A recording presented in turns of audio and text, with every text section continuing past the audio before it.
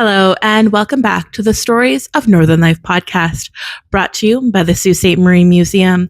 I'm your host, Nicole, and today I'm going to be bringing you another episode in our Queer Project series.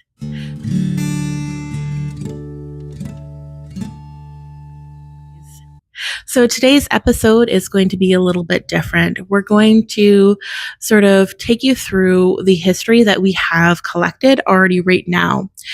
And this is what we've been able to piece together with some of the information that we already have and some of the interviews that we've done. And by listening to today, I hope you can maybe find some of the stories that we've left out, the little history parts, and hopefully reach out and help us fill in those blanks. So we start off with Bob or Mother Gadare, and this is really where history starts because unfortunately with our community being underground, we don't have any history. So if you've listened to our episode, you have a little bit more information on Mother Gadare, but they were a lifelong steelworker who hosted parties at his home for the local gay community during a time when the average Siouxite didn't realize there was a gay community. He was the central figure of the Sioux's LGBTQ underground, its organizer, therapist, and archivist. Now, wasn't an official therapist, but that's sort of where they got their name Mother, just by being that mothering figure.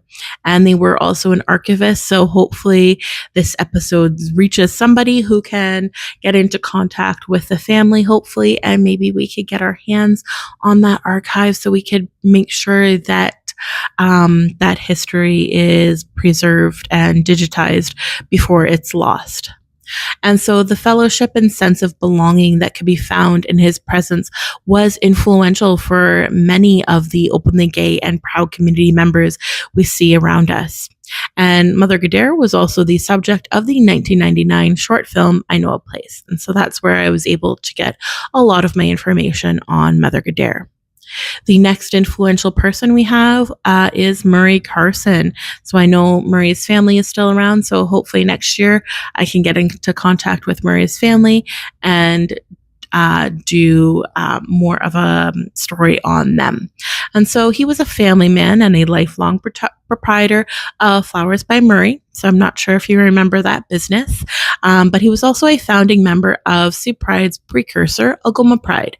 And so this organized some of the first publicly held gay events in Sault Ste. Marie, and he also prided himself on advocacy work for the local LGBTQ community, young and old. And so it was really Murray that helped bring the group out of the shadows. We also hear of Wendy Elizabeth Houle, who was a proud transgender woman. She was a mother, grandmother, and a lifelong serving member of Sioux Pride. Of the Sioux Pride community. She worked diligently on initiatives for both Sioux Pride and Algoma Pride, and her hard work, refreshing candor on transgender topics, and sweet nature endeared her to all. And so she is also one that we would like to learn more about. If you are related to Wendy, talk about her. If you were her friend or whatever, please come out and help us tell her story as well so that she can be remembered in our community.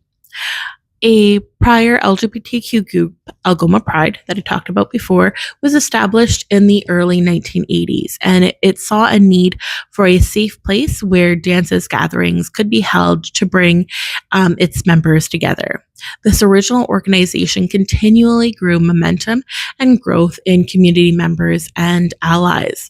With this growth, a larger, more formalized community organization was created, now known as Sioux Pride. In 2014, the Sioux Pride group held its first annual Pride Fest. Now let's look a little bit more at Sioux Pride. So Sioux Pride was really sort of formally created in 2014. And 2014 was also a municipal election year. And fresh off a decision by the then mayor that the city wasn't interested in supporting our 2S LGBTQI plus athletes at the Sochi Olympics. So these were the ones being held in Russia. And as we know, Russia is still not friendly to our queer community. So City Hall didn't want to fly the pride flag. And so the group that was sort of formally Algoma Pride got together. This is where they really started actually creating Sioux Pride, and they responded by making history and organizing the flag raising, and then subsequently the first annual Pride Fest. And now the flag raising has become an annual event. And you can sort of hear a little bit more about it in Sue Rajamaki's episode that we did, where they talk about the flag raising and then organizing Pride Fest. Then also in 2020, our city cut the ribbon on our first rainbow crosswalk, and it ushered in a new era for Sault Ste. Marie, where city council and candidates not only support Pride, but they show up, roll up their sleeves, and pitch in. Then lastly, we have January 14th, 2023, and this is our first drag story time held at the public library. You can hear more about this in Ashton's episode that we just did a couple weeks ago. And so this hateful group decided to hold a protest. And so our queer community and other allies got together to hold a counter protest to protect the drag storytime readers and the families who attended.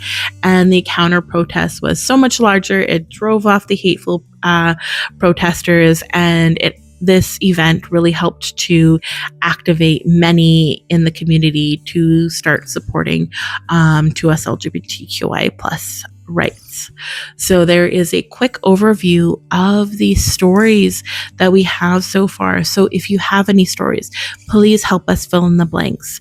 You don't have to necessarily be on our podcast, or if you are on the podcast, we could just do it by audio, but we can keep you completely anonymous, keep your stories hidden away in our archives, and just use a transcribed document where we don't mention your name. We keep all of that out so that we can still keep the story, but while keeping you anonymous. So please keep that in mind if you have any of these stories. If you want to share anything, please reach out to me, Nicole at siouxmuseum.ca. That's my email, so you can contact me there. And so, as always, thanks for listening. Bye. Thank you for listening to our latest episode on the Queer Project. You can find more information about the Queer Project on our website at siouxmuseum.ca/the Queer Project, or just find it under the research tab.